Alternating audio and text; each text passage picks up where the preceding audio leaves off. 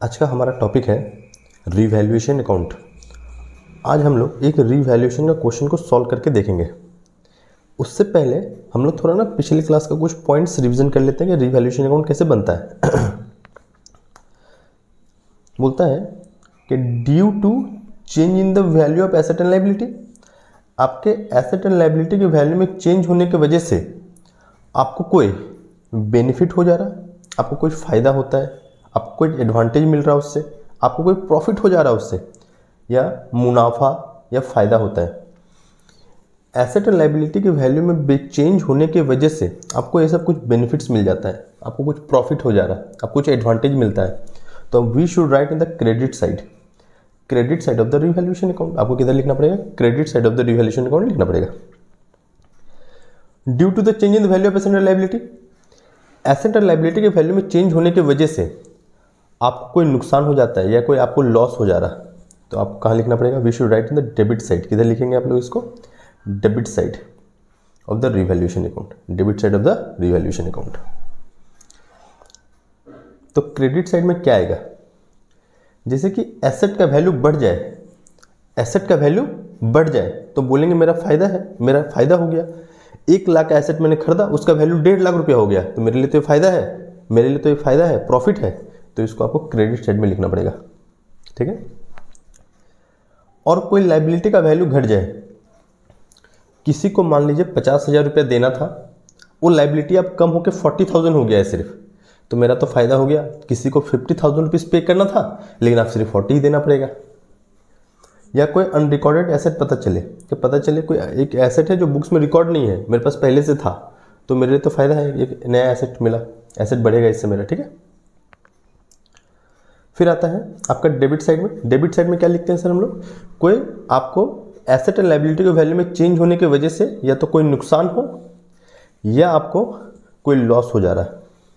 जैसे एसेट का वैल्यू घट जाना, एक एसेट मैंने खरीदा 1 लाख रुपए में, उसके उसके अगले साल वो 80,000 का सिर्फ हो गया, 80,000 का हो गया, तो उसका वैल्यू 20,000 से कम हो गया, तो एसेट का वैल्यू कम गया, तो मेरे लिए एक नुकसान है, लॉस है, तो आपको इसको डेबिट साइड में लिखना पड़ेगा, ठीक है। या तो लायबिलिटी का वैल्यू बढ़ जाए,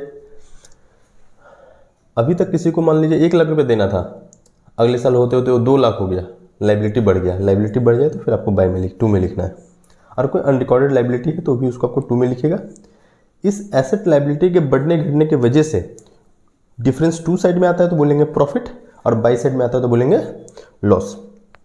अब आगे आपका डिफरेंस 2 साइड में आ रहा तो बोलेंगे profit on revaluation is distributed to old partner in old ratio. किस में बांटना है?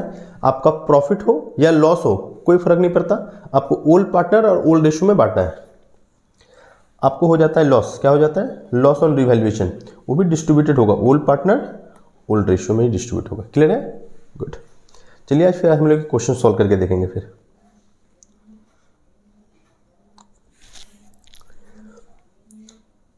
Nardeep, Hardeep and Gagandeep were partner in a firm sharing profit 2:1:3, 2:1:3। Their balance sheet given below. तीनों पार्टनर का एक बैलेंस शीट गिवन है मेरे पास, ये उसका टोटल है, ठीक। From 1 April 2021 Nardeep, Hardeep and Gagandeep decided to share profit, future profit is equal. वो लोग फ्यूचर में क्या प्रॉफिट कर लेंगे सर? इक्वल कर लेंगे, 1:1:1।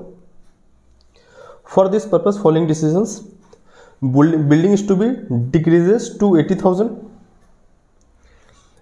Value of land would be increases by 60,000, creditor of rupees 12,000 were not likely to be claimed, hence written off, plant to be appreciated by 10%, provision for bad debt to be created 5% on debtors, ठीक है। और आपको सिर्फ prepare एक revaluation account बना के दिखाना है। आज हम लोग को यही देखेंगे कि कैसे करके हम लोग रिवैल्यूएशन अकाउंट को बनाते हैं, ठीक है। चलिए शुरू करते हैं इस क्वेश्चन को।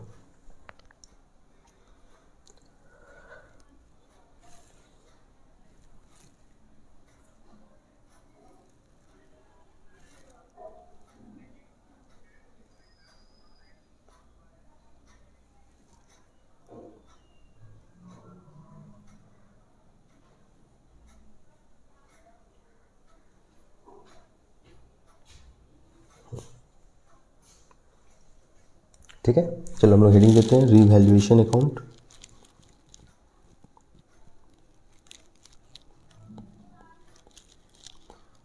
रीवैल्यूएशन अकाउंट एक एक करके एडजस्टमेंट को डील करेंगे, एक एक करके पढ़ेंगे। पहले सबसे पहला, building is to be decreases to 80,000। बोलता है बिल्डिंग का वैल्यू घट के 80,000 हो गया। टू का मतलब होता है ना कि घट के 80,000 हो गया। पहले कुछ बैलेंस वैल्यू होगा, वो वैल्यू घट के 80,000 हो गया। तो सर पहले कितना वैल्यू था बिल्डिंग का? तो सर पहले बिल्डिंग का वैल्यू था आपका 1 लाख। 1 लाख से घट के 80,000 हो गया, तो मेरा तो नुकसान हो गया, मेरा तो एक तरह का लॉस हो गया। तो कोई लॉस होता है तो we should write in the debit side of the revaluation account. आपको डेबिट साइड में लिखना चाहिए इसको। तो 2 में लिखते हैं 2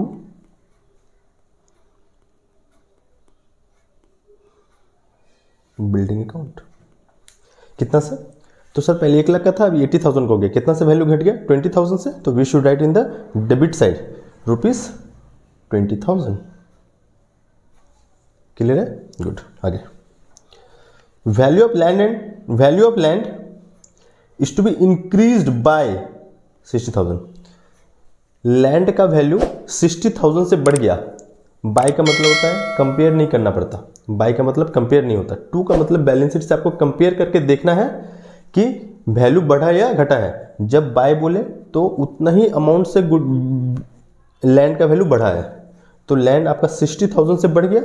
तो लैंड का वैल्यू जब 60,000 से बढ़ गया तो मेरे लिए एक तरह का प्रॉफिट है, मेरे लिए मुनाफा है। तो फायदा हो तो आपको बाय में लिखना है, बाय लैंड अकाउंट आपका 60,000। ठीक है, आगे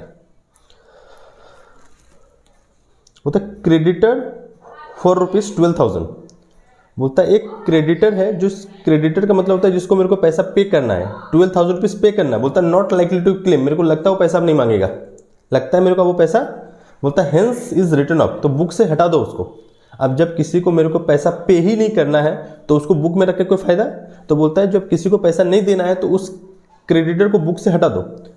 तो किसी को जब पैसा नहीं देना है तो मेरा तो ये फायदा हो गया, मेरे लिए तो ये फायदा है। जब किसी को 12,000 रुपीज पे करना था, अब मेरे को पैसा पे नहीं करना है, तो मेरे लिए तो ये फायदा है। तो फायदा तो आपको बाय में लिखना पड़ेगा, बाय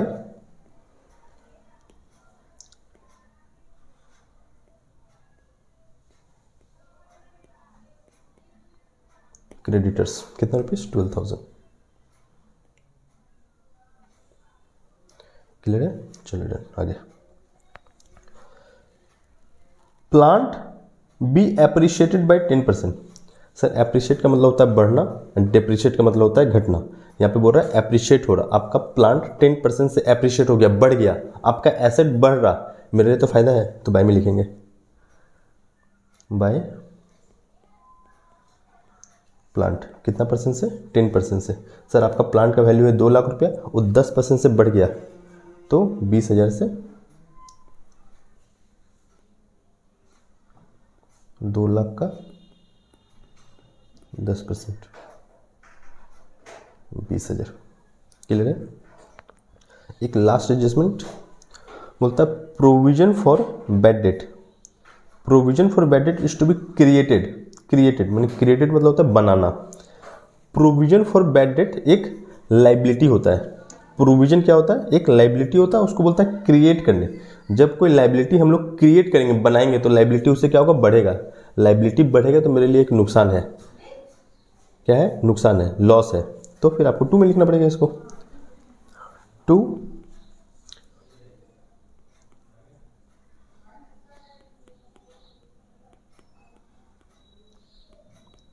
प्रोविजन फॉर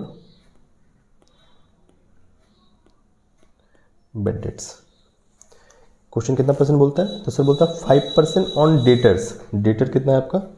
डेटर है आपका 60,000, उसके ऊपर 5%, 60,000 इंटू 5% इंटू 5%, आप आएगा 3,000। ठीक है, आप एक बार डिफरेंस चेक कर लो। 2 में डिफरेंस आया तो प्रॉफिट, बाय में डिफरेंस आया तो लॉस। चलिए चेक कर लेते हैं एक बार।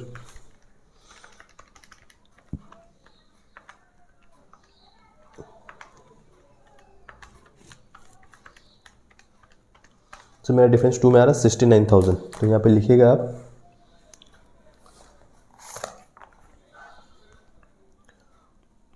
2 profit on revaluation.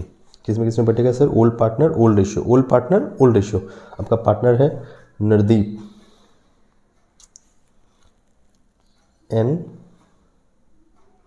NHG, NH और G।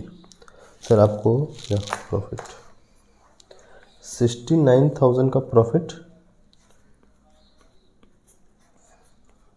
को आपको बांटना है in the old ratio. Sir old ratio है 213 69,000 इंटू 2/6 23 11,500 34,500 टोटल होगा सर आपका 92,000। ये क्वेश्चन आपको समझ में आया? गुड।